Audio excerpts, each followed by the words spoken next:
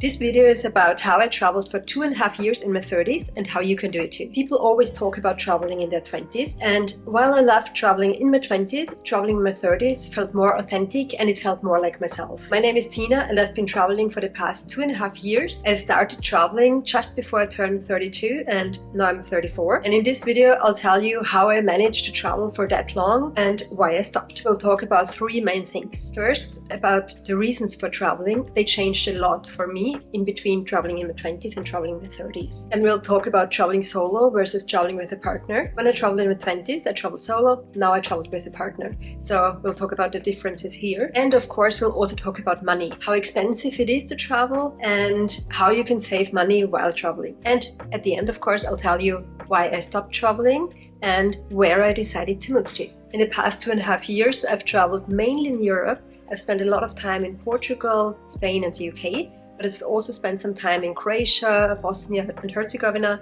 Serbia and Hungary. But I've also traveled to Malaysia, New Zealand and Australia. But now let's start with the reasons for traveling. Back when I was traveling in my 20s, the main reason for traveling was just to see the world, like to see new countries, meet new people. But now, traveling in my 30s, I started traveling because I wanted to find a place to live. And I also wanted to create an online business so I could work remotely and I could work from anywhere. The main reason why I wanted to start an online business and make money while traveling was also because I didn't like my job. So I worked as a middle school teacher before I started traveling, and I realized being a teacher is not my thing. So I wanted to find a job that's location independent and I could travel more. But during these 2.5 years, also the reasons kind of changed. As I said at the beginning, we wanted to find a place to live. So we stayed a long time in countries where we thought we might want to live, like Portugal, Spain and the UK. But then we really, fell in love with traveling again. So we traveled to other countries like Malaysia, New Zealand and Australia. Realized how expensive it is. So we also stayed in some cheaper European countries like Bosnia and Serbia and Hungary. But yeah, we'll talk about the money part later on in the video. For now, those were the reasons for traveling. Let's have a look at solo traveling versus traveling with a partner. Back when I was traveling in the 20s, I traveled solo. It was the first time traveling solo for me. It feels like its own thing, like traveling solo in your 20s, like something you have to experience. And while it was a really cool experience, I realized it's not for me. I love doing solo short trips, but traveling long-term solo is not quite my thing. So of course you meet people in hostels or through Facebook groups, for example. I'm part of the Vegan Travel Facebook group. Through that group, I actually met my boyfriend. We were both traveling solo in Thailand at the time. But yeah, so while I'm grateful for that solo travel experience, of course, I'm also happy that I met my boyfriend during this solo trip. Now, in my 30s, I was glad that I could travel with my partner. So I could share this experience with someone. And with traveling solo versus traveling with a partner also comes the different travel styles. So for example, most people when traveling solo, they stay in hostels. That's what I did, because hostels are a great way to, for one, save money and for another, meet people. Yeah, hostels are great for meeting people, but traveling in my 30s with a partner, we did not want to stay in hostels. They're usually more for younger people, for partying people, and that's not us. So this time, when we were traveling in our 30s, we started staying in the Airbnbs. You can always get good and bad Airbnbs, obviously, but we realized for long-term travel, Airbnbs can be very pricey. That's why eventually we switched from countries like Spain, Portugal and UK to countries like Bosnia and Croatia and Serbia, because staying there is so much cheaper. But if you travel long-term, Airbnbs kind of suck. We stayed in a lot of crappy places, and considering they weren't even that great, they were still quite expensive. So the main part of the money we spent while traveling was for accommodation. Actually, the most money I spent on accommodation was in New Zealand in a camper van. And how to say this? It was probably the least fun time while I was traveling, because we had such bad luck with the weather. Yeah, if you want to know more about that, you can watch my New Zealand videos. But yeah, anyway, accommodations were always super expensive, and luckily, after not quite 1 year of traveling, we found house sitting. So with house sitting, you can stay in someone's house, someone's actual house, for free in exchange for taking care of the pets. So we would look after dogs or cats, feed them, go for walks with them, cuddle them, and in exchange could stay for free. We did this through a platform called Trusted House Sitters. When you use Trusted House Sitters, you have to pay a yearly membership fee. Then you can use it as much as you want. And in case you want to try it out, I have a link with discount code in the description. I really recommend doing it through an official website where you have more securities than just a random Facebook group. There are also a lot of Facebook groups for house sitting. Finding trusted house sitters allowed us to travel way longer than we originally had planned, because we could save so much money, and also because we stayed in really cool houses. We wanted to travel more, because after all our time in the Airbnbs, we were actually already sick of traveling, because we were just looking for like a nice place and a nice kitchen where we could actually cook food, and we had like the utensils we needed for cooking. In case you want to try out house sitting, my recommendation is start in some place where it's not that competitive. We started in the British countryside, and then we worked our way up with good reviews. So we could stay in an apartment in Barcelona, in Vienna, in a house in Spain with a swimming pool. Now, let's talk about money. Money, of course, plays a big part when you want to travel for a long time. How much money you need really depends on where you want to go and what kind of travel style you have. Are you going to stay in hostels, hotels, apartments? Are you going to do house sitting?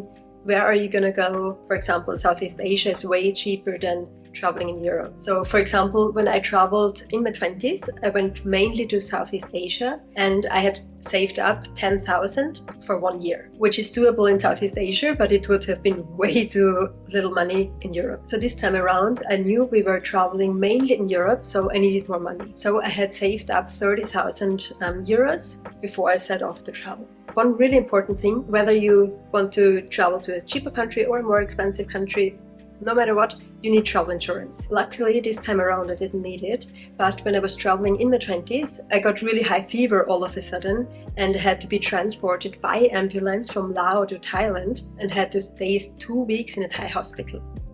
Not fun, but at least I had travel insurance. Luckily, my travel insurance covered all the medical expenses. And in case you don't have travel insurance yet, I'm also going to leave a link in the description for that. Now let's talk about how to save money while traveling. For one, like I already mentioned, we did house sitting, so I didn't have to pay for accommodation while traveling, and the accommodation is always the most expensive thing. So yeah, house sitting saves me a lot of money. And secondly, I didn't have to pay any bills back home. When I quit my job as a teacher, I also sold my car, moved out of my apartment, and luckily I could store my belongings I didn't take on the trip at my parents' house. So yeah, not having to pay bills in your home country and house sitting were the two main ways we saved money, but there are also some small things. For example, I travel as a minimalist, so I only travel with one carry-on item. Actually, it's only one personal item-sized bag, which you can fit underneath the airplane seat. This saves me a lot on luggage fees from airlines, including budget airlines where you even have to pay for a carry-on item. But since I only travel with a personal item-sized bag, it's always free. In case you want to know more about minimalist traveling, I have loads of YouTube videos about minimalist packing. Another way to save money while traveling is to cook your own meals. So when we stayed at more countryside locations, we were really good at that. We only cooked homemade meals and we saved a lot of money doing that. When we stayed in places like Barcelona, Bristol, Vienna, we went out for food a lot. And the last way to not really save money, but like the way you can make your travel last longer with money is to earn money while traveling. So my boyfriend, for example, he has a normal 9-to-5 online job. So he works fully remotely, and wherever we went to, he could just work his normal job. I used to be a teacher, and during our travels, I started a travel blog. After about a year, I started earning income with it. It took a bit of time, but now I'm making money with my blog. I'm actually registered as a business, and yeah, I'm self-employed with my travel blog. There's a lot that goes into a travel blog, and the easiest way to learn all that is by doing courses. They really showed me what's important in making a good blog and what it means to have an online business, and that you really see your travel blog as a business. I'll leave the link to my favorite blogging course in the description. It really helped me so much, and I wouldn't have succeeded without it. I'm super excited to have an online business now, so I don't have to be a teacher anymore. Of course, you could also do this with YouTube, but a blog felt more natural to me because it always takes me for ages to make the videos. But yeah, in case you're interested, I started monetizing my YouTube in November. And so in the past 2 months, I made a bit over 50 euros. So yeah, not enough to keep me traveling. But yeah, we'll see how that goes. Like and subscribe to help me out. So with all these money saving tips, and especially the house setting, since we didn't have to pay rent, we were actually living cheaper than we would do with our own flat, because rent is just such a massive expense you have every month. But yeah, so even though traveling was actually cheaper than living in a place, we still didn't want to travel anymore. Even though we always did slow travel, so we would stay in one place for a month at a time, or sometimes even for 6 weeks at a time, it still wasn't our place, and the constant traveling felt a bit exhausting. We were missing our own couch, our own all-vegan kitchen, our own comfy bed. I realized also in your 30s, sometimes when you have bad mattresses, everything hurts the next morning. Yes, we slept like in a lot of uncomfortable beds where my back was hurting every morning when getting up. So we wanted our own comfy bed, a nice comfy couch. We wanted to invest in some things. So for example, I bought a juicer now. I'm super happy drinking juice. My boyfriend bought a PlayStation now, so he's excited about that. We are both having a great home office now with a comfortable chair. We don't have to work at kitchen tables anymore, because a lot of places, they didn't really have an office, a separate office, and if they did, it would only be one. We're still gonna travel a lot. I love traveling, but we were also kind of missing the coming home part. While going away is amazing, coming home is also nice. So we went through the options where we thought it would be cool to live. At the beginning, before we started traveling, we really kind of fancied living in Spain. But during our travels, we realized they have a lot of tourists and they had a lot of protests. You might have seen those protests on social media or on the news, all about tourists go home. We wouldn't be tourists when we lived there, but we would still always feel like tourists since we don't speak Spanish or Catalan. That's why we decided not to move to Spain. We also considered the UK, since my boyfriend is from the UK. We would both love to live in London. London is such an amazing city, but it's too expensive. In addition, we would also have to sort out a visa for me, since like with Brexit, it's a whole mess. In the end, we decided to move to Vienna, the capital of Austria, my home country. There are a few reasons we decided to move to Vienna. For one, it's been voted one of the most livable cities for so long. It has a great vegan food scene. Also have a vegan Vienna video. It has a great central location in Europe. It has a lot of neighboring countries where you can easily take a train trip to. And also money-wise. As I'm Austrian, it was easiest for me with my new business to live here, and with my online business being so new, I'm really crossing my fingers that it doesn't fail, but in case it does, it would also be easier for me to find a job here again as a teacher. That's how I traveled for 2.5 years and why I stopped. Let me know in the comments if you're interested in traveling in your 30s, or if you already did, if you're doing it right now, or if you have any questions, just ask me in the comments. Thanks for watching, bye!